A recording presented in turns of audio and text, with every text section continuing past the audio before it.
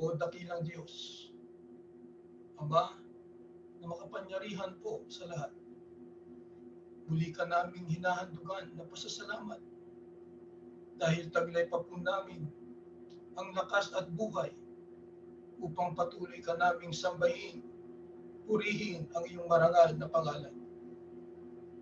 Ang iba po sa amin, Ama, ay may mga karamdaman, subalit patuloy namin silang kasama na lumulwalhati at nagpapasalamat sa iyo. Diyos na mawain, kami po ay iyong patawarin sa aming mga kasalanan upang sa ganoon ay patuloy po kami maging karapat-dapat sa iyong banal na harapan. Hindi po namin alam, Ama, kung ano ang mga mangyayari sa aming unahan. Ngunit dito po sa aming pagsamba ay tatanggapin namin ang iyong banal na kapangyarihan na siyang magpapatibay at magpapalakas sa bawat isa sa amin.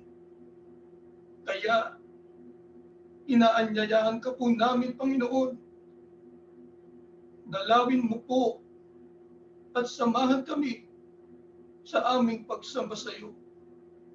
Ang amin lamang pong ipinagmamakaawa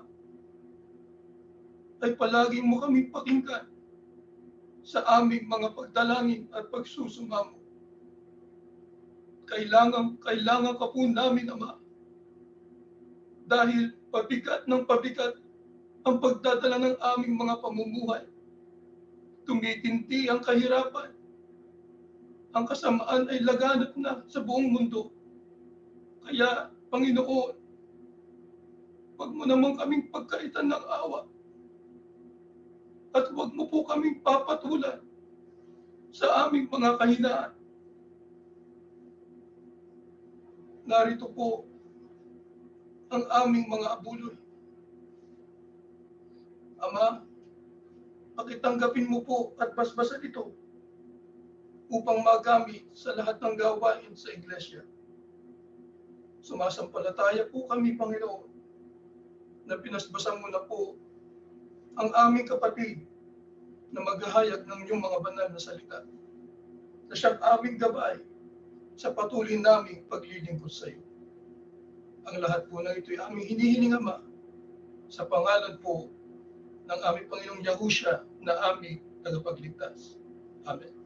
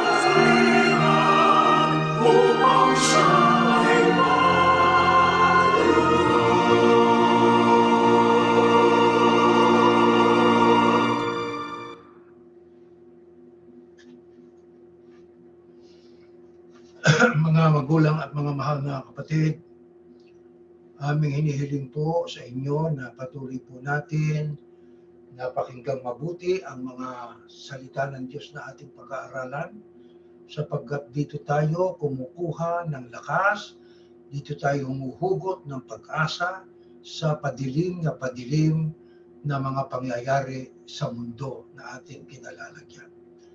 Mula na ang tao ay magkasalay, sinabi na ng Panginoon Diyos na kayo manumbalik sa Kanya. Mula kay Adan hanggang sa mga sumusunod na mga lahi, dumating ang panahon ni Moises, ganon din po ang panawagan ng Diyos. Alam niyo, nung panahon ni Moises, ay kanyang ipinangaral, itinuro ang utos ng Diyos sa mga Israelita. Pinaalalahanan niya sila tungkol sa tipang ipinakipagtipan sa kanila ng Panginoon Diyos. Na kung yun ay kanilang asahan at kanilang panghawakan, sundin ang kalooban ng Diyos, pagpapala ang kanila pong matatamo. Pero sa kabila po ng lahat ng yan, pagka sila'y lumabag doon sa utos ng Panginoon Diyos, ay meron namang babala ang Panginoon Diyos sa kanila na maging sa kanilang pamumuhay ay maghihirap sila at maging sa kanilang paglalakbay ay marami silang makakasagupa na doon ay manghihina loob nila. Bakit? Sapagkat nilabag nila yung tipang ipinakipagtipan sa kanila ng Panginoon Diyos. Dumating ang panahon ni Propeta Isaias. Si Isaias ay nagbabala rin sa paglaganap ng kasamaan, pagtalikod noong panahon niya. Nakita niya ang kamangmangan ng mga tao at kawalan po ng interes maging ng bayang Israel. Ukol sa mga bagay na espiritual. Dahil nga sa kanilang pinairal ay hindi kababaang loob. Manapa, ang kanilahong pinairal ay yung kapalaluan, kasakiman, kawalan po ng katapatan, idolatriya, pangangalo niya, kawalan po ng pag-ibig sa kapwa, panggigipit pa nga ginagawa ng iba at hindi wastong pangingilin ng dapat ipangilin, pati yung pag-aayuno. Masaya sila sa paggawa ng karahasan. Kung kaya itinulad sila ni Propeta Isaias sa isang babaeng masama. Sa ibang salita ay parang patutot ang Israel. Kaya ang Panginoon Diyos ay muling gumamit ng mga kasangkapan para magkaroon ng restorasyon. Sapagkat sabi nga, if there is no restoration, there is no salvation. Sa mga huling araw na ito ay may ginamit ang Panginoong Diyos. Sa unang yugto ng panahon ng kung tawagin natin Kristyanismo, ginamit niya ang kanyang bugtong na anak upang magtatag ng restorasyon. Ang tao'y makapagbalik loob sa Panginoon Diyos. Kaya naman ang ating Panginoong Yahusya, bunga ng patnubay sa kanya ng ating Panginoon Diyos, marami siyang mga natulungang mga tao. Hindi lamang sa kanilang pangangailangang pisikal o panlupa, lalo na sa kanilang pangangailangang espiritual. Mayroon siyang kapangyarihan na kung tawagin natin ay power of exorcism, yung pagpapalayas ng masasamang espiritu sa mga taong nagtataglay noon upang sila ay makapanumbalik sa kanilang normal na kalagayan. Mula na ang ating Panginoong Yahusya ay naghirap, ipinako sa krus, at siya po ay muling binuhay ng Diyos na maguli.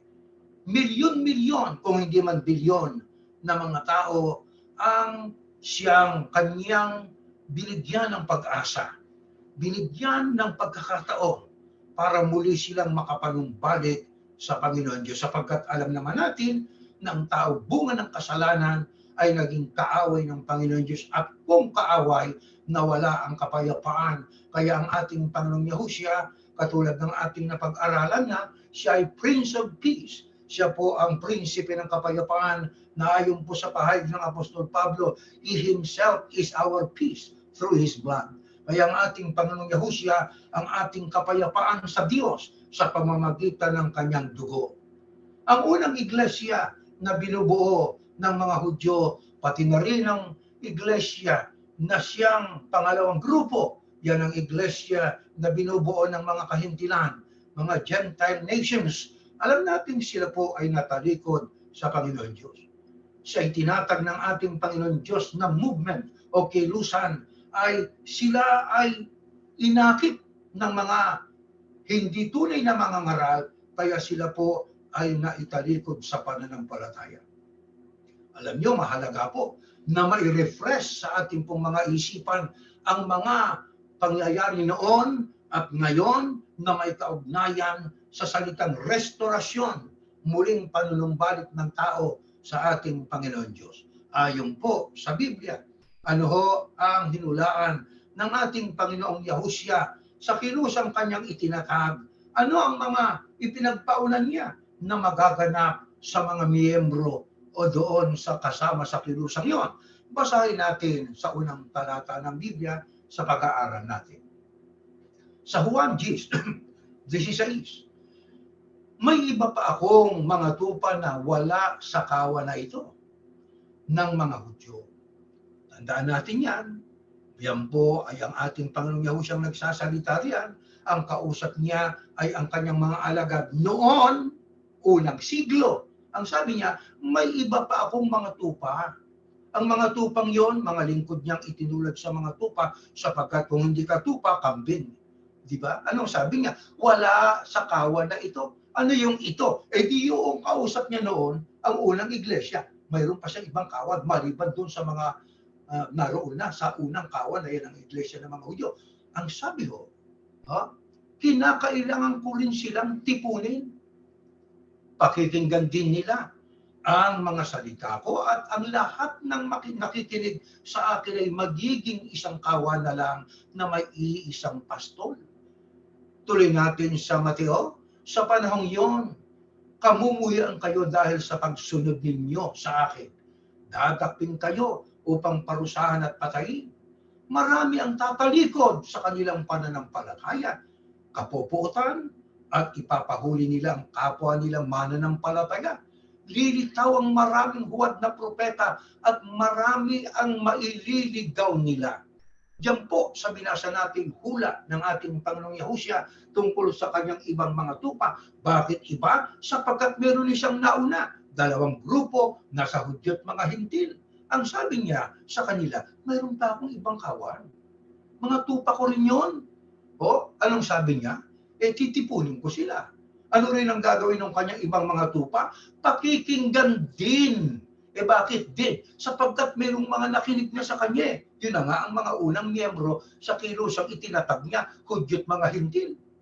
Anong pakikinggan itong ibang mga tupa na manggagaling sa ibang lugar? Ang sabi ng ating Panginoong Yahusya, pakikinggan din nila ang mga salita ko.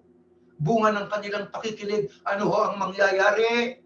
Magkakaroon ng isang kawan, magkakaroon ng isang pastor. Ngunit, mayroong babala ang ating Panginoong Yahusya. Ano ang ibinabala ng ating Panginoong Yahusya? Maging nung panahon pang-una sa mga kaalagad niyang natawag na sa unang kilos ang itinatag niya. Ang sabi niya, sa panahon yon, may panahon talagang darating. Ano mangyayari? Kamumuhian kayo, katumbas, hindi kayo magugustuhan ng mga tao. Kapupuotan kayo. Bakit? Dahil sa pagsunod ninyo sa akin. Tandaan natin, walang sumunod kay Yahusya na hindi kinamuhian. Walang sumunod kay Yahusya na hindi kinapuutan.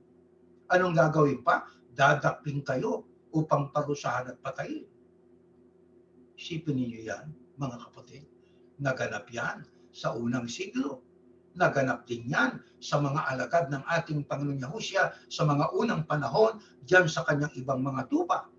Pero ano pang sabi niya? Marami ang tatalikod sa kanilang pananampalataya. Hindi ko konti. Marami ang tatalikod sa kanilang pananampalataya. Ano ang gagawin noong mga nasa loob ng samahan? Kapupuotan. Ipapahuli nila ang kapwa nilang mananampalataya. So, from within the organization o from within the movement, magkakaroon ng pagtataksyon sa isa't isa. Isipin yung kapupuotan, ipapahuli nila kapwa nila mananampalataya. Ano ang sabi pa? Ito ba pala? Lilitaw ang maraming huwad na propeta at marami ang maililigaw nila. Yan ang babala ng ating Panginoong Yahusya. Sign na kailangan ng restorasyon. Bakit kailangan ng restorasyon? Sapagkat mayroon ng ipinagpauna ang ating Panginoong Yahusya sa kasamahan din ninyo. Lilitaw ang maraming huwad na propeta. Ano katumbas? Mga bulaang mga mangangaral. Anong gagawin nila? Ililigaw. Gaano ang kanilang maililigaw sa mga alagad ng ating Panginoong Yahusya? Marami ang maililigaw nila. Kaya mga kapatid, kung ang batayan ng iba, kaya sila'y totoo sapagkat sila'y marami, marami ang ililigaw sa kanila. Hindi lang po konti. Kaya mga ibang samahan na ang ipinagmamalaki ang kanilang membership, the numbers of their members ay libo-libo, milyon-milyon, hindi batayan yon. sapagkat tandaan natin kung paanong maraming huwad na propeta ang babangon sa panahon, sa yugto ng paglalakbay ng mga alagad ng ating Panginoong Yahusya, marami din ang maililigaw sa kanila. So ano kailangan kong nailigaw? Magbalik loob. Ano kailangan kong nailigaw? Magkaroon ng restorasyon. Teka muna. Ang ating Panginoong Yahusya ay na mayroong 3 taong halos na napakaikling ministeryo. Ang tanong natin, anong ministeryo meron ang ating Panginoong Yahusya ayon kay Apostol Pablo? Next slide po, 1 Korinto 5:18. Ang lahat ng ito ay gawa ng Diyos na nagpanumbalik sa atin sa Kanya sa pamamagitan ni Kristo o ng Kristo. Kaya nandoon yung salitang Diyos na nagpanumbalik. Kaya ang titulo ng ating paksa, Yahuwah, Diyos na nagpapanumbalik. Kaya ang Diyos ay hindi kalaban ng mga taong nagbabalik loob sa Kanya, sapagkat Diyos ay Diyos na nagpapanumbalik. Pero paano ho matutupad sa panahong Kristyanismo ang pagpapanumbalik ng tao sa ating Panginoon Diyos? Ang sabi ay sa pamamagitan ng Panginoong Yahushua HaMashiach, sa pamamagitan ng ating Mesiyas. Wala na pong iba. Kaya kung mayroon pong iba na nag-aalok na sila raw ang way para sila ay ma-reconcile sa Panginoon Diyos, peki ho yun. Hindi totoo yun.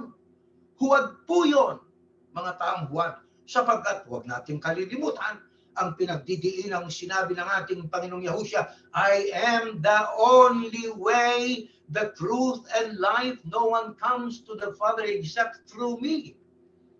Wala na pong iba.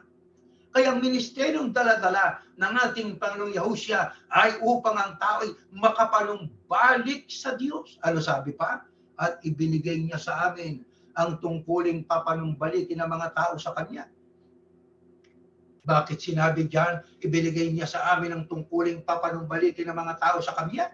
Sapagkat alam naman natin, at maging ang Panginoong Yahusya, alam niya na siya ay huhulihin, pahihirapan, ipapako sa krus, papatayin. Alam niya na pagkaraan ng 3 araw, muli siyang bubuhay ng Diyos na maguli. Paano maitutuloy ang ministeryo ng ating Panginoong Yahusya? Sa pamamagitan po ng kanyang mga alagad, partikular na mga apostol. Kaya kung ang ating Panginoong Yahusya ay umakyat sa langit, araw ng Pentecostes, ang sabi niya sa kanyang mga alagad, huwag kayong aalis diyan hanggang sa matanggap niyo ang Espiritu Santo. Nang matanggap nila, sila ay nag-umpisang mangaral. Ano yung pangangaral ng mga apostol? Yon ang pagpapatuloy upang ang ministeryo ng ating Panginoong Yahusya, restorative ministry, ay maipagpatuloy sa pamamagitan ng pangangaral ng mga apostol. Ano pang sabi? 19. At ito nga ang aming ibinabalita. Yan ang ginawa ng mga apostol. Pinapanumbalik ng Diyos ang mga tao sa Kanya sa pamamagitan ng Kristo at hindi na ibinibilang na laban sa kanilang mga kasalanan. Maisipin ninyo ang mga naging bunga ng pangangaral ng mga apostol na yun ang ministeryo ng ating Panginoong Yahusya. Ang kasalanan ng mga tao dati hindi na ibibilang sa kanila. Bakit nga? Sapagkat ang umakunan ng kanilang kasalanan ay ang ating Panginoong Yahushua HaMashiach. Siyang hindi dapat ipako sa krus, ang siyang ipinako sa krus. Siyang dapat ipako sa krus, hindi na ipinako sa krus. Sino sila? Yung nakinig at sumampalataya sa aral ng ating Panginoong Yahushua na yun ang itinaguyod ng mga apostol. Kaya anong tawag sa mga apostol? Tagapamahalang pangkalahatan? Aba hindi. Alam nilang tagapamahalang pangkalahatan ang Panginoong Yahushua HaMashiach. Ano ang sabi nila? At kami ang kanyang pinagkatiwalaan na magpahayag ng mensaheng ito. Sa ibang talata ng Biblia, we are the ambassadors. Kaya ang mga apostol, ambassador lang, pinagkatiwalaan, hindi tagapamahalang pangkalahatan. Ang mga apostol na po yan. Kailan yan? Wala na ang Yahushua sa lupa, nasa langit na. Kaya ang tunay na mga ngaral, hindi itapanyag ang kanilang mga sarili, tagapamahalan ng distrito, tagapamahalang pangkalahatan. Hindi po, mga pinagkatiwalaan. Actually, wala silang turong kanila. Di ba? Ang aral na ito ay hindi aral namin. Di ba? Kundi aral ng ating Panginoong Yahushua na galing sa Panginoon Diyos. Kaya tagapagpahayag lang yun. Ang sabi, pinagkatiwalaan na magpahayag ng mensaheng ito. Ang mensahe nasa Biblia. Ang aral nakasulat na. Ano ang gagawin ng mga tunay na mga ngaral? Ipahayag lang. Yan po ginawa ng mga apostol. Yan ang sistema ng restorasyon sa panahon ng unang Kristyanismo. Di ho ba, mga kapatid? Ngayon, kung magreformasyon ang ating pinag-aaralan, kailan po pinasimula ng ating Panginoong Yahushua ang pagrestora sa iglesia? Sapagkat alam natin, ang unang iglesia, Hudyo, iglesia mga hintil, mga itinalikod sa pananampalataya sila, di ba? Ang nagtalikod sa kanila mula rin sa kasamahan ninyo, mga obispo, hindi mga may tungkulin din sa loob ng iglesia noong unang siglo. Ay yung gaanong kanilang maitatalikod, marami ang magsisisunod sa kanila. Yung mga maninindigan, kaya sila they were annihilated. Papatayin kayo. Kaya nalipol.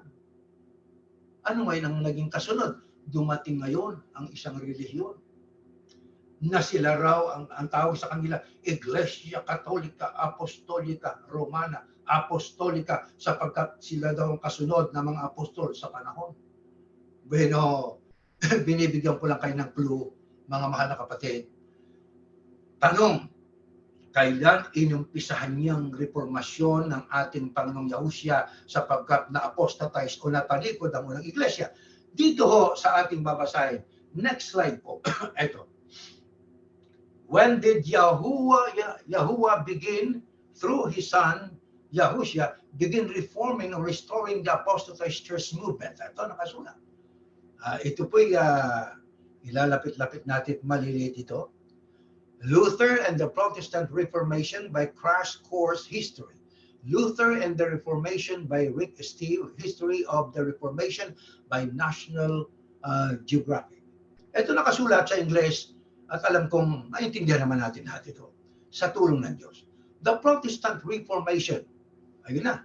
Kasi yun nga, ang sumunod sa Katoliko, yun daw ang sumunod sa Iglesia ni Kristong natalikod, yan daw ang Iglesia Katolika, Apostolika, Romana, Iglesia Apostolika, Apostolika sapagkat sila daw ang kasunod ng mga apostol. Sila hindi daw nagtaguyod ng aral ng mga apostol. Di ba? Katolika sapagkat universe, pang buong mundo. Ang sabi dito, the Protestant Reformation from Catholicism, nagkaroon ng mga nagprotesta. Kaya kung tawagin sila ay the Protestant Reformation, yan ang kanilang sistemang ginawa, was a religious reform movement that swept through Europe in 1500s. Nagkaroon po ng protestante. Sapagkat ang sumunod daw sa iglesia ni Kristong natalikod, Katoliko. Sila daw ang tama, sila daw ang tunay. Pero mananamba sa Diyos-Diyosan naman. May tunay bang ganon? May tunay bang ganon? Mga mahilig sa idolatria, yan bang sa Diyos? Ay, nako, Diyos ko, kaya nga nagkaroon ng proteste. Kailan nag-umpisa yan? Sa Europa. Kailan nga? 1500. Ba, matagal na pa na nag-umpisa yung reformasyon na yan. Tuloy natin, it resulted in the creation of a branch of Christianity called Protestantism. Yun.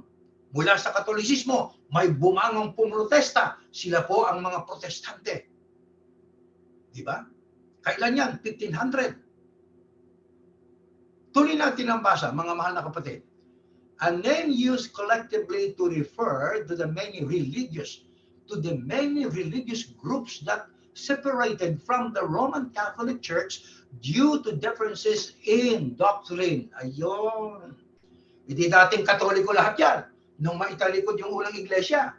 Sapagkat nung maitalikod ang unang iglesia, di iglesia ni Yahushua yan. Pinalitan yung pangalan. Pinalis yung Yahushua. Ginawang Iglesia Katolika Apostolika Romana. Ang tawag sa mga ministro, ginawang pare. Dati walang mga paganism practices. Nagkaroon na ng paganismo. Yung mga Pasko, mga selebrasyon ng mga pagano. Kanila pong pinagsama-sama yan. Kaya nga natalikod eh. Kumbaga sa kotse, ang panglabas na anyo, yun din. Pero ang makina, hindi na original. Iglesia din eh. Relihiyon din. Pero ang aral iba na. Paganismo na eh. Kaya yung mga miyembro, nagprotesta. Gaano? Aba, hindi lang konti. Many religious groups that separated from the Roman Catholic Church. Bakit? Due to differences in doctrine. Kaya nagkaroon sila ng pagtatalo-talo. Lumabas yung maraming mga tao mula sa Katolisismo. Nagtatag sila ng kanilang mga relihiyon. Tuloy natin na basa. The Protestant Reformation began in Wittenberg, Germany on October 31st, 1570, when Martin Luther, a teacher and a monk, published a document he called Disputation on the Power of Indulgences, or 95 Theses. The document was a series of 95 ideas about Christianity that he invited people to debate with him. Aba, ganun ang ginawa nitong si Martin Luther. O di ba? Ang ginawa niya, hinamon pa niya yung mga kasamahan niya makipagdebate sa kanya. Dahil nga doon sa kung tawagin diyan ay due to differences in doctrine. So yung mga protestante na umalis sa Katolisismo, nagkanya-kanya sila. Pero sa kabuuan, ang tawag sa kanila ay Protestant Reformation. Tuloy natin ang basa, mga kapatid. These ideas were controversial because they directly contradicted the Catholic Church teachings. Kaya yung pangyayaring yun ay pwedeng pagtalunan dahil nga po sa kanilang talagang diretsahang kinontra ang aral ng Iglesia Katolika. Di ba? As Protestantism swept across many parts of Europe, gaya ng pagdami ng Protestantismo, lumaganap yan maging sa Europa, the Catholic Church reacted. Aba, nagkaroon ng reaksyon ng Katoliko. Aba, itong galing sa atin na ito dumami. Aba, itong galing sa atin na protestante, naglaganap ito. Anong naging reaksyon? Ito sabi. Catholic Church reacted by making limited reforms. Nagkaroon sila ng reforma sa kanilang mga aral sa loob ng Katoliko. Curbing earlier abuses. Binawasan nila yung mga pang-aabuso ng kanilang ginawa noong unang panahon. And combating the further spread of Protestantism. At kanilang gustong pigilan ang paglaganap ng Protestantismo. This movement is known as the Catholic Counter-Reformation. Kaya yung ginawang kilusan ng Katoliko para mapigilan ang paglaganap ng Protestantismo ay kung tawagin nila Catholic Counter-Reformation. Counter, laban sa reformasyon. Ignatius Loyola was one of such a leader of Catholic reform. Ang isa sa mga naging leader ng Catholic reform or counter-reformation ay itong si Ignatius Loyola. So nakikita ho natin na ang reformasyon ay naganap nung matalikod ang unang iglesia nang ang pumalit ay Iglesia Katolika sa panahon, hindi sa karapatan at kahalalan. Nang pumalit sila, marami ang nagkagulo-gulo sila, maraming umalis, dumami ang protestante, lumagana po yan. Gustong pigilan yan ng Katoliko, kaya nagtatag sila. Ang nanguna po riyan sa Catholic Counter-Reformation ay si Ignatius Loyola, isa ho siya sa nanguna ho riyan. Tuloy pa natin ang pagbabasa at maganda itong kasaysayang ito. Makikita natin ang kailangan reformasyon. Ano ho? Bakit? Pamali-mali, pagligaw sa mga tao, kailangan reformasyon. Tuloy natin ang basa. Next slide po. Ito pang ating mababasa. What was the impact of the Reformation to the Catholic Church? Ano epekto ng ginawa na reformasyon ng mga protestante sa Catholic Church? Ito. Diyan din sa ating referensya. Because of the Reformation, religion no longer unified Europe. Ayun, nagkawatak-watak na. Nagkaroon ng division. Hindi na nagkakaisa ang Katolisismo sa Europa. The Reformation tended to strengthen the power of secular rulers. Ang reformasyon ay nagbigay ng kapangyarihan doon sa mga leader na hindi naman pagrelihiyon, para sila po ay maupo sa pwesto. Di ba? Yan ang nangyari. Tuloy natin ang basa, mga kapatid. Paving the way for the emergence of the modern nation state. Ayun, nagpave ng way, nagbigay daan para magkaroon umiral ang modernong nation state. Ibig lang sabihin, mga tao na nagkagulo-gulo na. Hindi lamang yung mga taong kabilang sa Protestantismo, kundi nagbigay ang pagkakababahagi ng Iglesia Katolika, bunga ng Protestantismo na Reformation, nagbigay din ng kapangyarihan maging sa mga taong hindi kabilang sa Iglesia in Protestant countries. Sa mga bansang Protestante, people no longer had allegiance to the Pope. Wala na silang pakikisama sa Papa. Ayaw na ho nila sa Papa, mga kapatid. Kaya nawala ng katapatan nila doon sa Papa. Ano ho nangyari? Tuloy natin ang basa. Ganito po ang ating mababasa, mga mahal na kapatid. Ayan. In Protestant countries, people no longer had allegiance to the Pope. The secular ruler became the highest authority. Ang mga pinuno na sekular naging pinakamataas na otoridad. Halimbawa, katulad yung mga nasa gobyerno. Kasi pag sinabing sekular, walang kinalaman sa relihiyon yan. O di ba? Tuloy natin ang basa. The secular ruler became the highest authority. In Catholic countries, the church gave more power to secular rulers to help fight Protestantism. Kaya itong Katoliko, dahil sa sila ay desperado para wag kumalat ang Protestantismo, galing din sa kanila, ginamit yung mga taong nasa posisyon. Pwede nating sabihin mga nasa otoridad, ayan, became the highest authority. Silang naging makapangyarihan. Ang layunin ng Katoliko, para makatulong nila, para wag lumaganap ang Protestantismo. Pero ano nangyari? Tuloy ho natin. In Catholic countries, the church gave more power to secular rulers to help fight Protestantism. In general, France, Italy, Spain, and southern Germany remained Catholic. Kaya ang nangyari ho, bunga ng kanilang pakikipag-ugnay sa mga taong walang kinalaman sa reliyon, siguro nasa gobyerno, ayun ang nangyari. In Catholic countries, the church gave more power to the rulers, and in general, in France, Italy, Spain, southern Germany remained Catholic. Ayun mga bansang binanggit na yan na natiling Katoliko. Northern Germany, England, Holland, and Scandinavia became Protestant. Mayroon din naakit. Mayroon ding mga naakit na natiling protestante. Sino yun? Yung mga nasa Pransya, sa Italia, sa Espanya, maging doon sa timugan ng Alemanya na natiling Katoliko. Nakikita nyo ho ang pagkakabahagi. Bakit? Hindi na kasi tunay Pagka nag-umpisang tunay, nang haluan ng paganismo at natalikod na, naging magulo na. Nang maging magulo na, naglabasa na. Humiwalay na sa kanila. Nang humiwalay na, nagkabahagi na ang mga bansa sa iba't ibang reliyon. Katoliko, Protestante. Tuloy natin ang basa. Finally, sa wakas, the Reformers' successful revolt against Catholic Church, authority laid the groundwork for a rejection of Christian belief that occurred in Western culture and in latter countries o centuries, ibig ko sabihin. Kaya sa wakas, mga kapatid, ano ho ang nangyari, mga kapatid? Nagkaroon ng paniniwala na matitibay itong mga humiwalay sa Iglesia Katolika, kaya ang Kristyanismo ay lumaganap. Ang ibig sabihin ko, ang Kristyanismo, quote-unquote, Katolik at Protestante, lumaganap po yan. Pati yung Protestante, lumaganap po yan hanggang sa Western. Dito sa Amerika, Western ito Di ba? Western countries. Yan ho nangyari.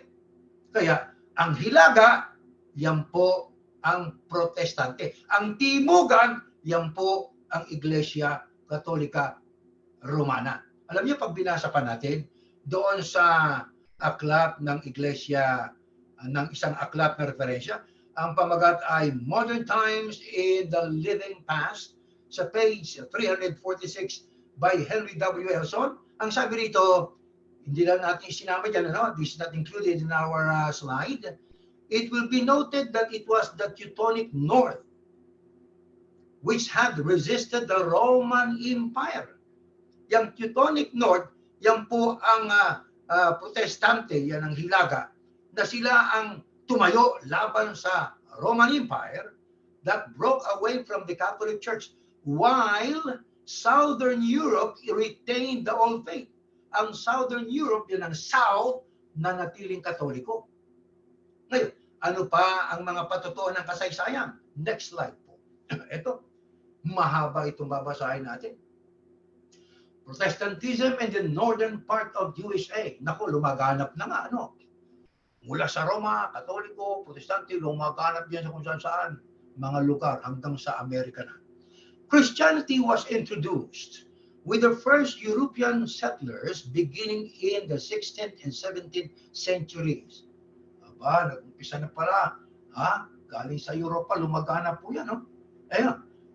Colonies from Northern Europe introduced Protestantism in its Anglican and Reformed forms to Plymouth Colony, Massachusetts Bay Colony, New Netherland, Virginia Colony, bahagi na ng American, Carolina Colony. Nako, lumaganap ng Protestantismo, mga kapatid. The first arrivals were adherents to Anglicanism. Yung mga unang dumating na protestante, yumakap doon sa Anglicans. Congregationalism. Meron pa palang kanyang protestante, pero protestante din yan eh. Kaya protestante, gulo-gulo rin eh, di ba? Sabi nga ang mga protestante, nagprotesta, pero nagkanya-kanyang tatag sila ng religion eh. Anong klase ba naman yan? Tapos sasabihin nila, in unity, in diversity, there is unity.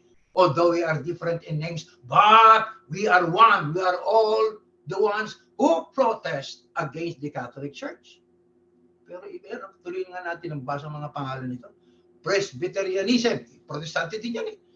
Methodism, protestante din yan. The Baptist Church, isa pa rin protestante yan. Calvinism, Lutheranism, ibig sabihin, Quakerism, naku po, akala ko ang Quaker ay Quaker oat lang yung kinakain nating almusal eh. Mayroon pa palang kanyang reliyon, Quakerism, Anabaptism, and the Moravian Church from British German. Dutch and Nordic stock. Ay, hindi ko na alam yan. Basta basahin lang natin ito. America began as a significant Protestant majority nation. Kaya itong Amerika, talagang nag-umpisa ito nang nakararami po ay protestante. Significant minorities of Roman Catholics and Jews did not arise until the period between 1880 and 1910. May bumangon din Katoliko at pati ibang mga Jews hanggang kailan sila bumangon. Hindi hanggang sa dumating yung 1880 hanggang 1910. Altogether, Protestants comprised the majority of the population until 212, when the Protestant share of U.S. population dropped to 48%, thus ending its status as religion of the majority. Isipin nyo, altogether sa kabuuan po, ang mga majority ng populasyon ng 2010 ay protestante. Isipin nyo. Pero yan ay bumaba ng 48%. Kaya ang protestante parang hindi na masyadong naging mayorya sa Amerika. The decline is attributed mainly to the dropping membership of the mainline Protestant churches. Ayon, ang pagbagsak ng protestantismo ng 48% dito sa Amerika, yan ay bunga ng pagbagsak ng estado ng relihiyong protestante dito sa Amerika, mga kapatid. Siguro nagkagulo-gulo din sila. Di ba? Kaya pag tinanong mo, ano ba relihiyon mo? Baptist ako. Saan ka ngayon nandun? Sa sa evangelicals na ako. Ano din yan? Protestante din yan. Isipin nyo, Kaya ibang-iba talaga ang iglesyang tunay. Di ba? Tandaan nyo, kasi isa lang ang Diyos, isang Panginoon, isang pananampalataya. Sila, mga protestante, we have different doctrine, but we are one. Kami may iba-ibang aral at doktrina, pero nagkakaisa kami. Saan kayo nakakita ng gano'n? Pero ang iglesyang tunay, isa lang aral. Isa lang ang aral. Ito, tuloy natin ang basa. The decline is attributed mainly to the dropping membership. Ayun, mga miyembro nila kasi umalis na rin eh. Ang iba, hindi na talaga. Naging libre pensador na lang. Free thinkers. Ayaw nila umanib sa relihiyon eh. Yung mga protestante iba. Nakakausap ko yung iba sa courthouse, nakatrabaho ko sa kabakabila. Dati ako Baptist. Ngayon, wala na. Wala na akong inaaniban. Magulo ang wika. The decline is attributed mainly to the dropping membership of the mainline Protestant churches, while evangelical Protestant and black churches are stable or continue to grow. Mapapansin ninyo, yung mga evangelical Protestant at saka yung black churches, yung mga iglesia na kinabibilangan ng mga kaibigan nating mga itim, patuloy na lumalago. Totoo nga naman. Di ba? Makikita ho ninyo, ang sisigla ng mga kapwa natin taong mga Black Americans na naghihiyawan pa, praise the Lord. Ang gulo ng kanilang mga pagsapa. Pero dumadami sila eh. Ayun yan sa ating binabasa. Today, ngayon, 46% or 46.5% of the United States population is either mainline Protestant, evangelical Protestant, or a black church attendee. Yan ngayon ang nangyayari. 46% sa Amerika. Ang populasyon ng Amerika ay kabilang sa mainline Protestant, evangelical Protestant, at black church attendee. Yan ay galing sa ating source na Wikipedia, mga kapatid. Kaya mapapansin po natin, mga kapatid, na dahil sa pagtalikod, dahil sa ang tao ay humiwalay sa Diyos, nagkagulo-gulo talaga. At ano pang ating mababasa? Is Catholicism predominant in the South even today? Next slide po. Kasabi natin ng Katolisismo ay patuloy na namamayagpag sa South.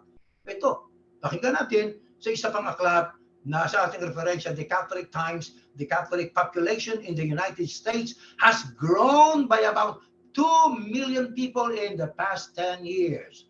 Much of that growth has been concentrated in the South. Umulat din sila, dumago rin sila sa bilang, milyon, pero ang karamihan sa bilang na yan ay galing doon sa Timugan. Today, the South has more Catholics than any other region. Ngayon, sa South ay mas maraming Katoliko kumpara sa ibang mga lugar o pook. Mga kapatid, sa harap ng katotohanan ito, nangangunang iglesia na binubuo ng mga Hudyo at mga Hintil, itinalikod sa pananampalataya ang nagpatuloy sa panahon, hindi sa karapatan at kahalalan ay Katolisismo. Mula sa Katoliko ay mga nagprotesta sila, dumami ang reliyon na hati sa main, dalawa, Timugan, Katoliko, at saka ang Hilagaan, yan ang Protestantismo. Etong tanong. Ano hula ng Biblia tungkol po yan sa pagkakahati Katoliko at Protestante? Pakinggan natin. Ganito nakasulat sa Biblia. Next slide. Sasabihin ko sa mga bansa sa Hilaga, diyan galing ang Protestante, at sa Timog, Katoliko, hayaang bumalik sa kanilang lupain ng iyong mga lahi. Restorasyon. Bumalik, restorasyon. Hula po yung binabasa natin. At hayaang umuwi saan mang sulok ng mundo. Silang mga taong aking tinawag. Nilikha sila para sa aking karangalan. Ayan na, pumasok na ang restorasyon ng Panginoon Diyos. Anong hula nitong si Propeta Isaias tungkol sa Timog, Katoliko? Tungkol sa Hilaga, Protestantismo. Ano sabi sa Hilaga, Timugan? Sabi ng Panginoon Diyos, hayaang bumalik sa kanilang lupain ang iyong mga lahi. Ang binabanggit niyang mga lahi, ang lahi ng mga lingkod ng Diyos.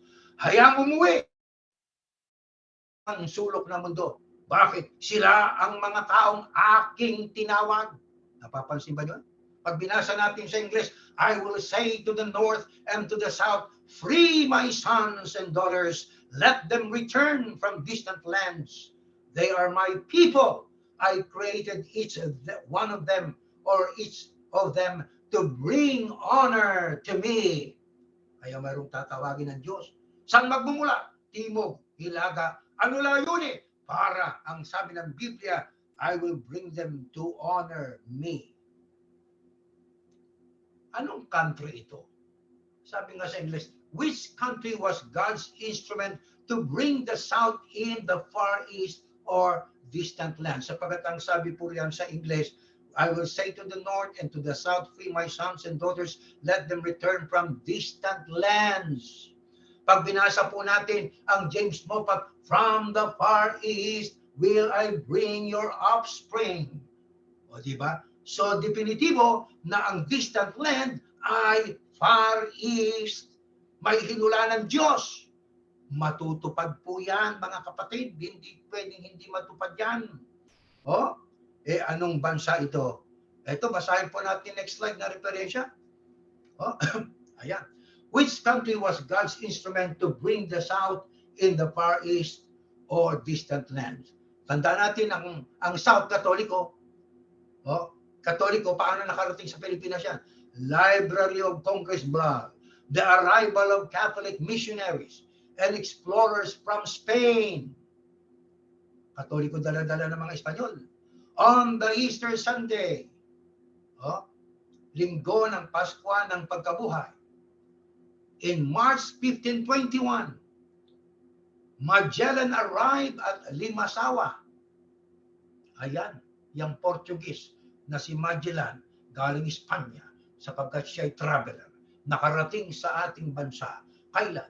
March 1521. Saan? Sa Limasawa, an island west of Homonhon Island, where Magellan's missionaries conducted their first mass on the Far East Philippine soil.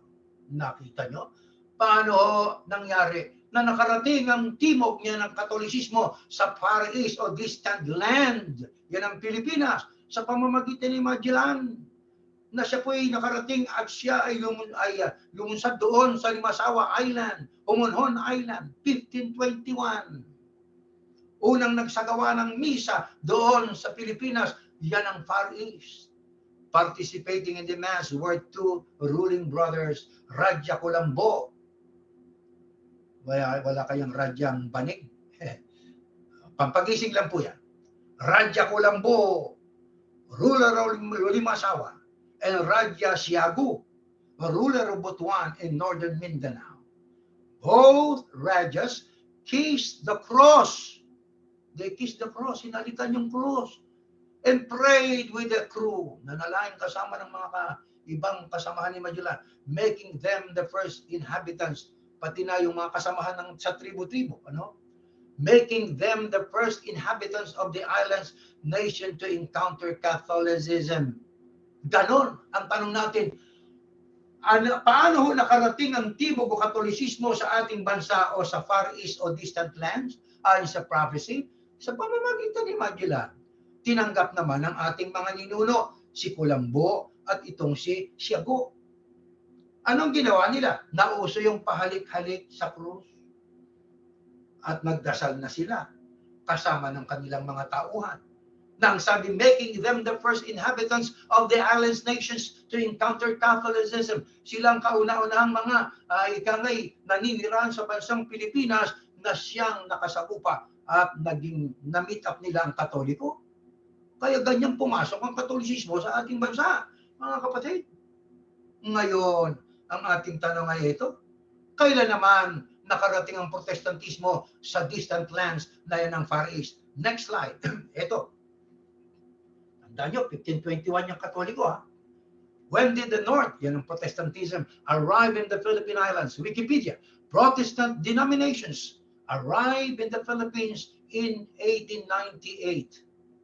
Aba, malayo-layo din ang pagitan, Gagamit kaya tayo ng konting math. Ima-minus ko lang po, actual pagma-minus itong gagawin natin, 1898 minus 1521, 3. Aba, 377 years ang nakalipas, ang umiira lang sa ating bansa, ang Katoliko. After 377 years, dumating ang mga taga-North, yan ang Protestante. Tuloy natin ang basa. Protestant denominations arrived in the Philippines in 1898 after the United States took control of the Philippines from Spain. Tandaan niyo yung digmaan ng mga Espanyol laban sa Pilipinas. Pumasok niya ng Amerikano.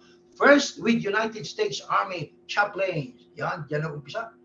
Dahil sa marami ng sundalo sa Pilipinas na mga Amerikano, ang dala nilang reliyon galing sa North o Hilaga. Yan ang Protestantismo. Nag-umpis sila ng kanilang ginagawang mga worship service sa chaplains. Then within months, civilian missionaries. Marunong sila mga civilian missionaries nangangaral sa ating bansa. Protestant makes up nearly 11% of the Filipino population. Ganon kabilis ang paglaganap ng Protestantismo sa Pilipinas. 11% ay halos mga Protestante na sa populasyon ng ating bansa sa Pilipinas. So, they include a wide variety of Pentecostal. Ayun, kasama dyan ang marami sa bilang ng mga Pentecostal, evangelical, and independent churches. Some denominations were founded locally. Mga local na established o na-found, naging naitatag. Ibig ko sabihin, itong mga kasamang protestante, nagkanya-kanya pa rin. Di ba? Hanggang bigyan mo ng tsansya, magtatayo pa rin sila ng kanilang relihiyon, ng kanilang iglesia, itong protestante. O di ba? Kaya, yan ang nangyari. Ngayon, ang tanong natin ito. Nang dumating po ang mga protestante sa ating bansa, ano ho? Ilang taon noon si kapatid na Felix Manalo? Yung kapatid na Manalo ay 1880, actual arithmetic itong gagawin natin. 1898, dumating protestante. 1886 na pinanganak si ka Felix. So, 1898 minus 1886 ay 12 years old lang po. Oh, 12 years old lang si kapatid na Felix Manalo nang dumating ang protestantismo sa bansang Pilipinas noong 1898. Bakit? Sapagkat ang kapatid na Manalo ipinanganak Mayo Agis 1886, 1886. Kaya 12 years old lang ang kapatid na Felix Manalo. Pero alam nyo mga kapatid, nag-umpisa siyang mangaral ng Ebanghelyo noong 1913. So, 1913 minus 1886, ano? Ang nangyayari, bali ilang taon si ka Felix noon? 20. Aba, kung tama itong arithmetic ko, 1898, dumating ang protestante, ipinanganak ang ka Felix Manalo ay 1886, 12 years old lang siya. Pero sa edad na 27 years old, which is 1930 na, doon nag-umpisang mangaral ang kapatid na Manalo. Di ba? Hanggang sa ang Iglesia ni Cristo noon na itinatag ng ating Panginoong Diyos sa magitan ng pagkakasangkapan kay kapatid na Manalo ay lumagana po yan at officially narehistro sa American government in the Philippine Islands noong July 27, 1914 under the name of a society called Iglesia ni Cristo. Lumaganap yan. Tumagal yan ng mahabang panahon ang Iglesia. 1914. 1914. At ang kapatid na Felix Manalo namatay noong 1963. O di ho ba, mga kapatid? O ilang taon nung?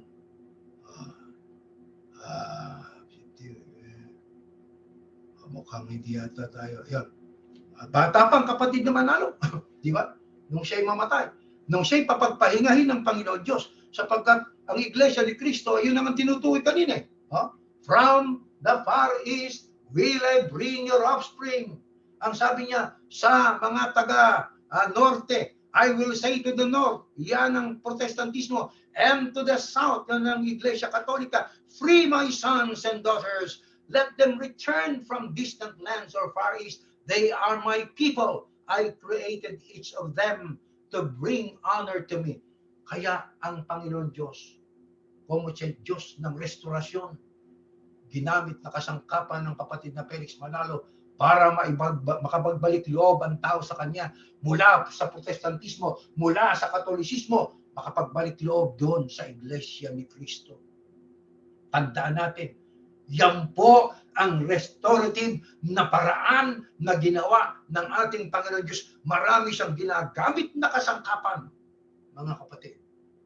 At nung siya'y papagpahingahin ng Panginoon Diyos, pumalit ang kapatid na Eranio Manalo. At noong 2009, mga kapatid, yan ang taon na ang sabi nga ng ating kapatid na Manalo, Eranio Manalo, ang sabi niya ay kanyang ipinagpauna na darating ang panahon sa kanyang pangasiwa doon sa isang lokal sa Metro Manila, darating sa iglesia ang kakatok, ang pagtalikod. Sinabi yan ng kapatid na Eranio Manalo. Buhay pa siya nung sabi niya yan. Nakikita niyo ang pangyayari? Tatawagin, tatalikod, tatawagin, tatalikod, irerestora, tatalikod. Ngayon, nang mamatay ang kapatid ni Eranio Manalo, ay sabi niya bago pa siya mamatay, sa isang pagsambang pinangasiwa niya, kakatok ang pagtalikod sa iglesia na ito. Iglesia ni Cristo, tatlong grupo. Yan ang siya'y papagpahingahin ng Panginoon Diyos. Noong 2009, ano nangyari? Eto, pakinggan po natin. Sa 24:16, aklat ng Isaiah. From the ends of the earth, yan ang Pilipinas. O ends of the earth, 1914. Bansang Pilipinas yan. Ano katunayan? Mamaya, babasahin ko sa inyo. From the ends of the earth, yan ang panahon. Mga wakas ng lupa. Ano yan? Yan ang biblical calendar ng katumbas sa ating pong civic calendar batay sa Gregorian calendar ay 1914. Ano mangyayari? Paglipas ng mga panahon, we hear singing, glory to the righteous one. But I said, I waste away, woe to me, the treacherous betray, with treachery, the treacherous betray. Ano, ayon sa hula ng Biblia, ang magaganap kapag dating ng panahon, mayroon pong pagtataksil. May mga manggagawang magtataksil. Kanino? Sa Panginoon Diyos. Kailan? Saklaw yan ang panahon ng gawain ng huling araw na ito, panahon 1914. Sa bandang hulihan yan, ay may mangyayari. Pagkamatay ng 2 leader, may mangyayari. Ano yan? Treachery. Ano sa Tagalog? Pagtataksil. Kanino sila magtataksil? Sa glory to the righteous one. Sa righteous one. Sino ang righteous one? Ang Panginoon Diyos, Diyos ng Israel. Paano treachery ang gagawin nila? Ang kanila pong i-glorify. Kukumpos sila ng awit para sa unrighteous, sa hindi matuwid. Kaya yung hindi matuwid, yun ang kanilang pupurihin. Yun ang kanilang bibigyan ng atensyon. Babanggitin lang ang pangalan ng Diyos, pero baliwala na sa kanilang Diyos. Ang kanilang Diyos na leader na nila. Kaya doon na uso yung nangyari ng panahon ng mga apostol, sapagkat ang mga apostol noon, ang mga alagad, ay nagsasabi, ako ay kay Apolos, ako ay kay Pablo. Sa English, I am one with Apollos, I am one with Paul. Kaya nung namatay ang kapatid na Eranio Manalo, nauso, sapagkat ang kanilang pinangarangalan na ay ang unrighteous one, nauso ang slogan, I am one with, initial ng leader nila. Nako, yan po'y laganap yan. Kaya nang madinig ko yan, I am one with, ganito initial ng leader nila o tagapamahalang pangkalahatan nila, kako hindi na sa Diyos ito. Kita ninyo? Ang mga nagpapanggap, sana ganito eh. Yung mga nagpapaimbabaw at hindi tunay na mga ngaral, dapat ang kanilang sabihin para huwag mahalata, I am one with God. I am one with Yahushua or Jesus ang tawag nila noon. Pero hindi, ipinahintulot talaga ng Diyos na lumabas sa bibig nila. Ipinahintulot sila ng Diyos sa pagkalito at pagkakamali para makita ng mga tao ang totoo. Di ba? Ang pinuri at binigyan ng inalayan ng awit ang unrighteous one. Kaya may mga awit na nakaukol sa kanya, dedicated sa kanya. At mayroon pa silang awit sa pamamagitan ng pagkapamahala namin, kami ay maliligtas. Isipin niyo yan.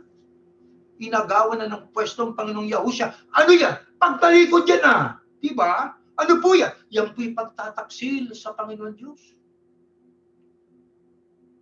Ngayon, mga kapatid, dahil sa kataksilan na yan, wala na ba tayong pag-asa?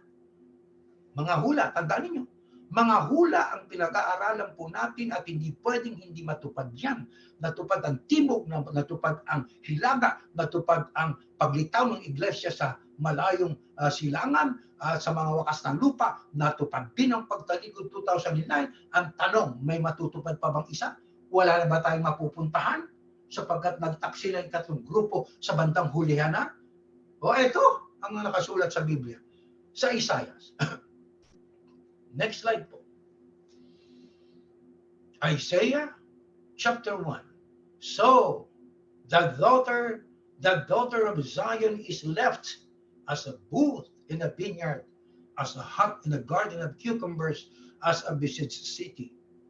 Pag sinabing daughter of Zion, yan po'y hindi lang tumutukoy sa bundok ng Sion, Jerusalem, tumutukoy din daughter of Zion sa Church of Christ o Iglesia ng Panginoon, Iglesia ni Yahushua. Anong sabi? The daughter of Zion is left, iniwan. Iniwan ang ikatlong grupo ng iglesia. Bakit iniwan? Sino nag-iwan? Paano nila iniwan? Ang niluwalhati nga hindi na ang Diyos kundi yung unrighteous one. Ano ngayon ang sabi? Unless the Lord of hosts had left to us a very small remnant, we would have become like Sodom. We would have been made like Gomorrah. Wala na bang pag-asa? Meron! Sapagkat meron pang hula, matagal nang nakasulat sa Biblia, pagdating ng panahon, lilitaw yan, hulang yan. Yan na nga ang 8:9 ng Kapitulo 1 ng Isaiah. Tanong, yan ba'y binabasa sa atin noong tayo nandiyan pa sa iglesia na ating pinagalingan? Hindi pinagbabasa yan. Pero nang matupad na hula, lumitaw na yung talatang yan. Matagal nang nakasulat sa Biblia. Libu-libong taon nang nakaraan. Nakareserba. Pagdating ng panahon, lilitaw yan. Kita nyo? Lumitaw ang hulang yan. Nagtira ang Diyos. Yun ang pag-asa. Nino? Ng ikatlong grupo ng Iglesia ni Cristo. Ano yan? Yan po ang iniwan ng Diyos. God left a very small remnant. Kaya nagtira ang Diyos sapagkat ang sabi nga ng kapatid na Eranio Manalo, kakatok ang pagtalikod, ang totoo, hindi lang pumatok, pumasok talaga sa organisasyon. Pero mga naturuan na kayo, ang sabi ng kapatid na Eranio Manalo, hindi kayo matatalikod. Sinong hindi matatalikod? Yung sumunod sa Diyos. Hindi yung ang kanilang binigyan ng honor ay yung unrighteous one na leader. Pag sumunod ka doon, natalikod ka. Pag nanindigan ka at nagpatuloy sa pagsunod sa Diyos, yon ang very small remnant na tinutukoy. Kung hindi dahil sa very small remnant, ano mangyayari sa iglesia o sa daughter of Zion, we would have become like Sodom. Ano ba nangyari sa Sodom at Gomorrah? Di ba nilipo ng Diyos? Sa magitan ng apoy? Maniwala kayo mga kapatid, sumampalataya tayo. Ayun, merong latest na parang katulad ng Sodom at Gomorrah sa Hawaii, sa Maui, Hawaii. Isipin niyo, hurricane, imbis na dala ang tubig apoy ang nangyari. Ay, makikita ninyo, ganyan palang mangyayari. Basal talagang lipol Ano yung nangyayari sa Maui na yan? Ehemplo yan, eye-opener yan, para tayo ay matuto. Teka muna, ano itong nangyayari ito? Baha, ayun, ang China. Dahil sa nananakop ng hindi naman kanya, yung West Philippine Sea, gusto mo sakupin Ayun, sige, inyo na lang yung tubig nyo. Binaha. Binaha ang nasyon ng China. Kita ninyo, mga kapatid? Aba, itong pangyayaring ito, hindi ito tsamba. Hindi ito nagkataon. Wala hong pwede natin sabihin, nagkataon lang, hindi. Talagang ito po ay detalyado na hinulaan sa Biblia at kumat hinulaan, pagdating ng panahon, matutupad at matutupad. Kahit ang mga talatang binabasa nating matagal na panahon na nakasulat sa Biblia, pag hindi pa panahon, hindi mangyayari. Hindi nangyari yan ang panahon ng KRD. Nangyari na ng panahon ng palitan siya. Kaya nagtira ang Diyos na napakakaunting lagi. Bakit pa kayo nag-aalinlangan, mga kapatid? Bakit hindi pa kayo sumampalataya? Kayo mga nasa iglesia ni Kristo. Makinig po tayo, mga kapatid. Hindi ito pinlano ni numan na kasama sa iglesia ni Yahushua. Walang nagplano nito. Ang Diyos ang may gusto. Kung paano ginamit na kasangkapan si Magellan para makarating ang Katolisismo o timugan sa Pilipinas, nangyari po yan. Paano ginamit ang kasangkapan din ng mga sundalo ng Amerika para sila'y makapangasiwa sa kanilang kanilang misa o pagsamba sa Amerika, sa Pilipinas, nangyari din yan. Kung paano lumitaw ang Iglesia ni Cristo 1914 sa distant land o Far East 1914, mga wakas ng lupa, natupad din yan. Kung paano natupad din ang kanilang pagtataksil sa Panginoon ayon sa Isaias 24:15-16 ng Isaias, natupad din yan. Bueno, kung natupad lahat ng yan, matutupad din ang Isaias 1:8-9. Natupad o hindi natupad? Natupad yan. Salamat sa Diyos. Ano ang layunin ng Panginoon Diyos? Bakit kanyang itinira? Yaang very small remnant na yan. Isa lang ang ibig sabihin. Kung paano isinigaw ng Panginoon Diyos sa kanila doon sa hula sa 43:5-6 nang sabi doon ay let my children come back to me, my daughters and sons from the distant land. They will honor me. Sa makatuwid, ang mag-o-honor sa Diyos sapagkat ang karamihan ay sumunod na sa unrighteous one. Majority ang sumunod sa kanila. Yung very small remnant. Yun ang mag-o-honor sa Panginoon Diyos. Yan ang magbibigay walhati sa Diyos. At anong gagawin ng Panginoon Diyos? Ang sabi nga roon sa Jeremiah 23:3-4, New King James Version, but I will gather the remnant of my flock out of all countries where I have driven them and bring them back to their folds. Tulad ng Israel nung una, sila ay nangalat, tinipon ng Diyos, tayo nangalat nang magkaroon ng matinding pagsubok sa iglesia, nangalat tayo kung saan, hindi natin malaman kung ano dapat natin gawin. Pero ang sabi ng Diyos, I will gather the remnant of my flock. Tinipon tayo.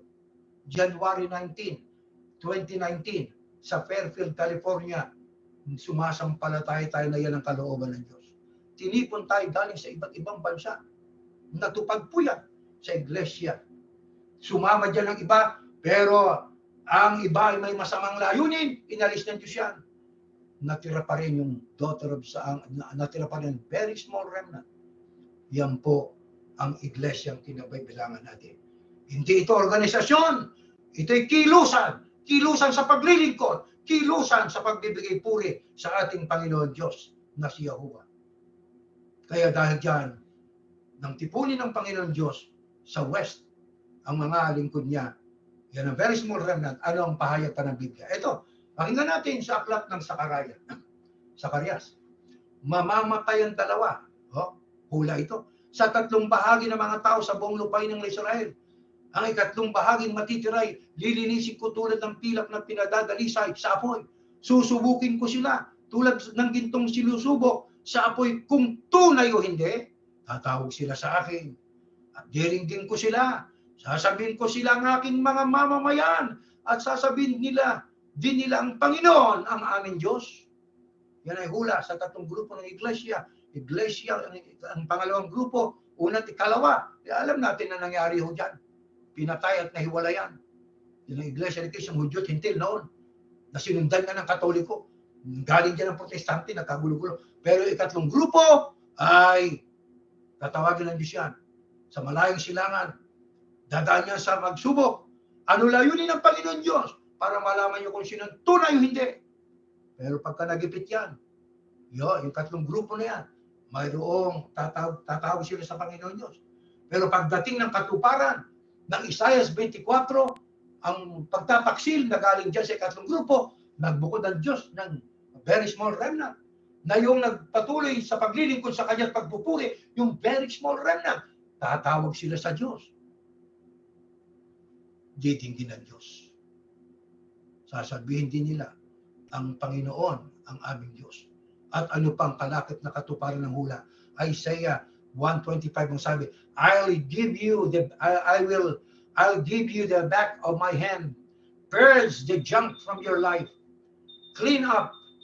I'll set honest judges and wise counselors among you, just like it was back in the beginning. Kaya dyan ay maglalagay ang Panginoon Diyos ng mga tapat na mga ikangay hukom at mga tagapayo na katulad ng una. Then you'll be renamed a city that treats people right. Bibigyan ng bagong pangalan kaya hindi ka taka-taka. Mula sa Iglesia ni Cristo ay pinalitan ng Yahushua sapagkat mas angkop yun. Sapagkat ang ibig sabihin ng Yahushua, ako ang siyang tagapagligtas.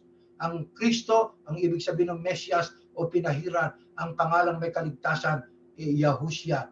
Walang ibang pangalan sa silong ng langit na ibinigay ang Diyos sa tao na sukat natin kaligtas maliban sa pangalang Yahushua. Yahushua. Iglesia ni Yahushua. Bakit napalitan ng pangalan? Yan ang sabi ng Diyos. Then you will be renamed. At paano ang pagtrato sa mga kasama? City that rich people ride. Pantay-pantay, wala na rito ang hierarkiya. Ang ating hierarkiya, tayo, Yahushua, Yahuwah. Tayo rito, iba't iba ang katungkulan, pantay-pantay rito. Wala ritong tagapamahalang pangkalatan sapagkat hindi natin gagawin yan, sapagkat ang titulo niyan ay absoluto at eksklusibo lamang para sa ating Panginoong Yahushua Mashiach. God's right ways will put Zion right again. Nakita nyo? Mga salitang restorasyon. God's right ways will put Zion right again. They will be restored. Makapagbabalik loob sila sa Diyos magitan ng very small remnant. God's right actions will restore her prodigals. Nakita nyo?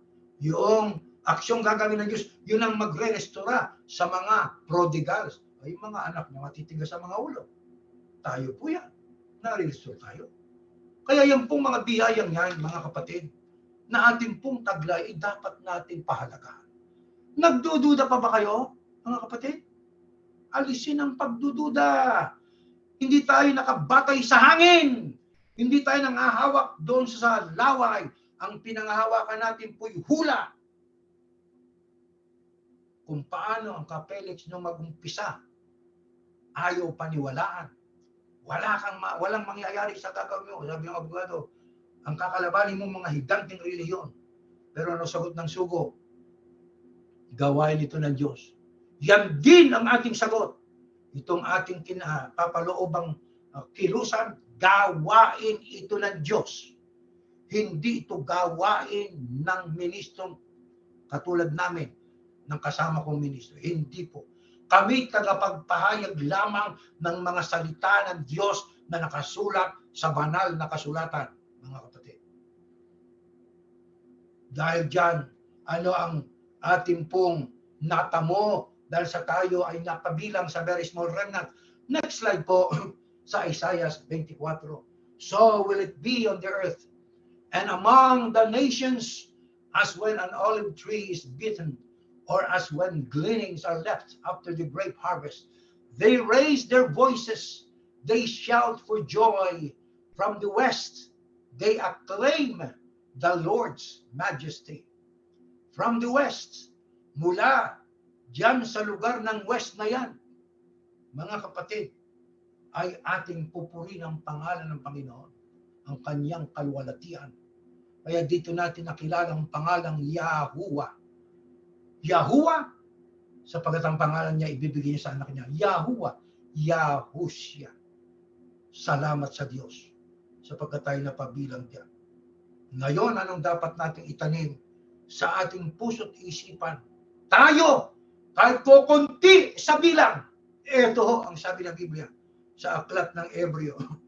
Ganito po ang ating mapapakinggan, ating pong limiing mabuti itong mga talatang aming babasahin sa inyo, mga mahal na kapatid. Loobin nawa ng Diyos na ito'y ating maunawa ang lubos. Ayan.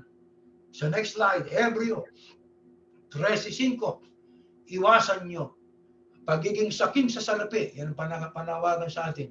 Sapagkat yan ang dahilan kaya ang mga tao ay nagiging malayo sa Diyos. Gawa ng salapi, kapangyarihan, titulo. Maging kontento kayo sa anumang nasa inyo. Sapagkat sinabi ng Diyos, hindi ko kayo iiwan o pababayaan man.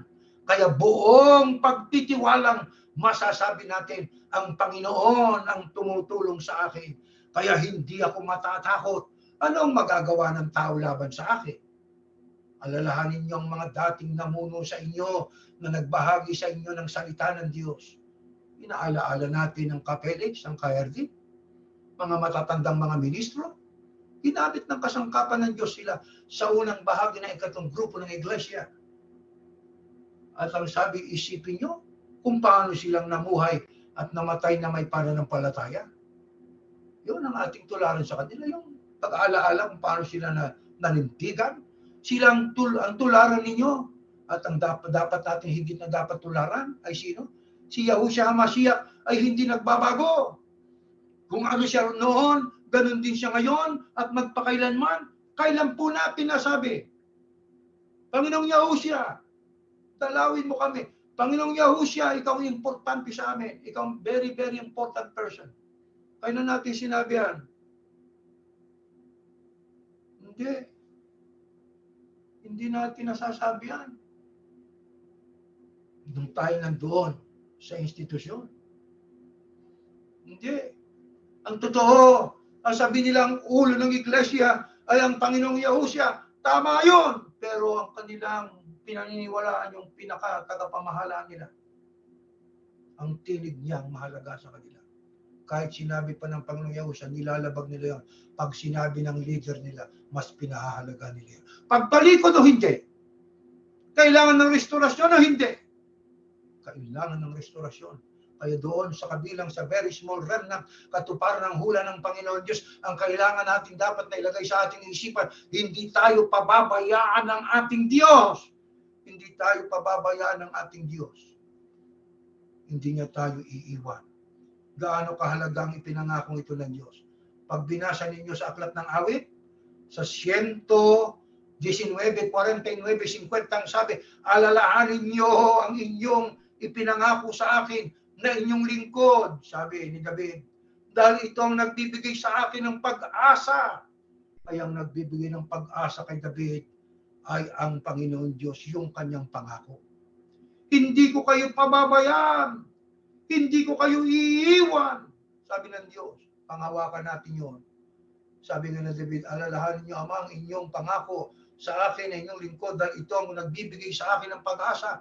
Iyon ang ating asahan, mga mahal na kapatid. Yung pangako na binitiwan ng Diyos, sabi ng Diyos, hindi ko kayo pababayaan.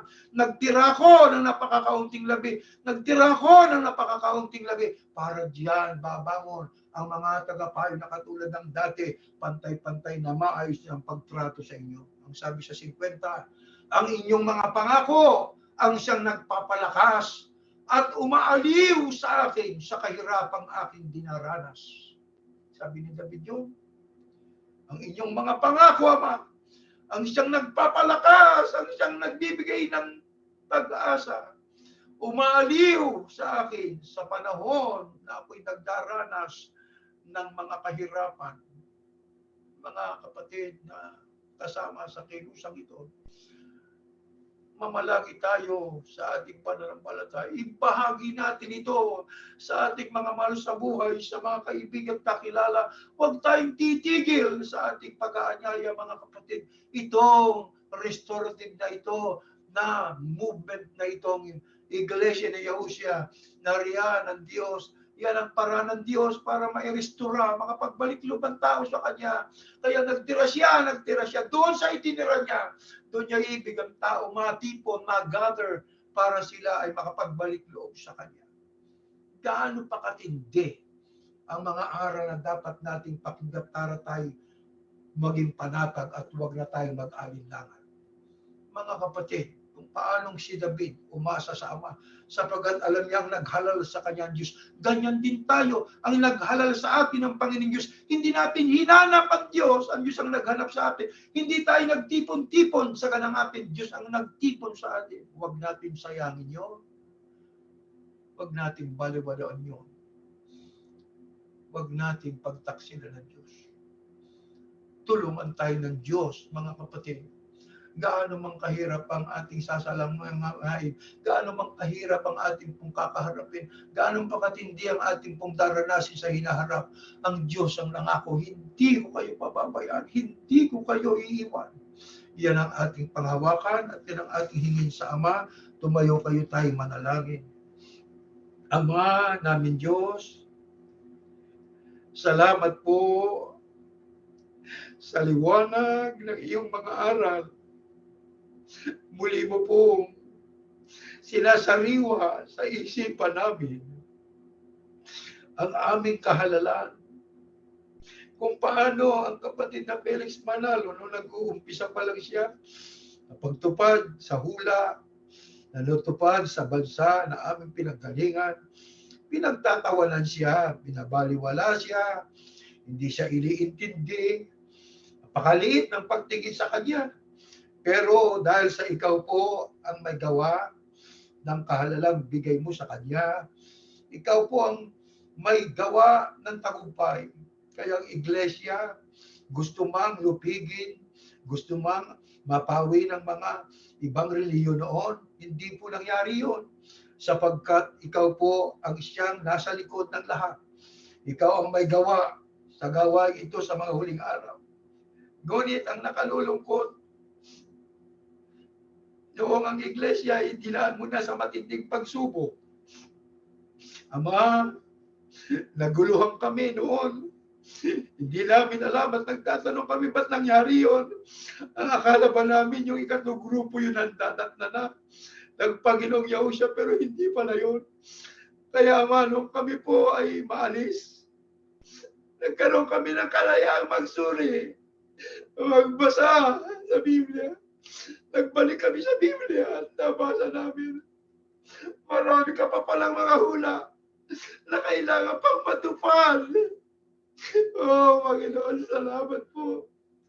Ngayon panatag na kami dahil sa pagtataksil ng mga leader sa bandang hulihan sa ikatlong grupo. Natupad. Nabasa namin ang hula mo at ang kapitulo ng 24 na Isayas. Pati na pong Isayas, kapitulo 1 nangyari. Nagtira ka na napakakaunting labi. Tinipon mo kami. At itong nagpapatuloy, binigyan mo, Panginoon, ang bagong pangalan para kami po, Panginoon, ay tawagin sa pangalan ng may kaligtasan. Ama, ang aming pong hinihingi sa iyo. Meron pa bang ibang mga anak na narito nga na yun? Nag-aalilangan pa ba hanggang ngayon? Mayroon pa bang ibang mga anak mong kasama na namin? Pero nag-iisip pa na kung ano-ano. Sana pagbaguhin mo sila. Makita nila ang natupad ay hula mo, hindi gusto ng tao ang nangyari. Kaya madagdagan mo kami ng pag-asa. Dagdagan mo kami ng tibay ng loob. Sapagkat alam namin, darating ang panahon na talagang may mangyayari din sa amin. Alalahanin mo lamang ang aming mga kaluluwa. Huwag mo po kami pababayaan, huwag mo kami kalilimutan. Alalahanin mo kami sa bawat sandali ng aming buhay. Marami pa kaming sasabihin sa iyo para purihin ka, pero kinakamus kami kung magkamisan. Ang amin lamang pong hinihilig pa kung maaari. Kung sakali man na kami talagang aabutan ng kamatayan at hindi buhaya nasasalubong sa Panginoong Yahusha. Ama, ay mabaon mo sana sa amin ang pananampalataya at makasama sana kami sa mga unang bubuhayin upang makapagpahinga naman na kami sa paninindigang ginawa namin. Salamat po. Salamat po talaga sa iyo. Kay buti mo, kay Diyos. Diyos na gusto mo'y manumbalik sa iyo tao. Kaya gumagawa ka ng paraan. Salamat at sumasampalataya kami. Nininig mo na po ang aming panalangin naman. Sa pangalan po ng iyong anak, ang Panginoong Yahusha na aming tagapagligtas.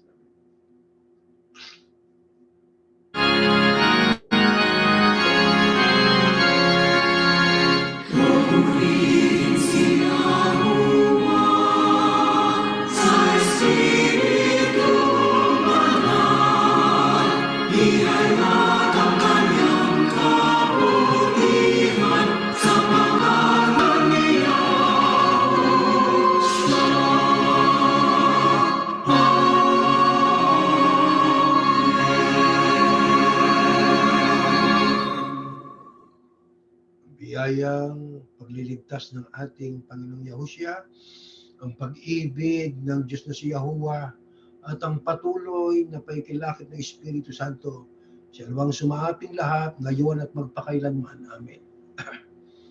Meron tayong mga tagubilin po, mga kapatid. Please share our faith to others. You can worship via Zoom at 403-356-689 via Facebook Live.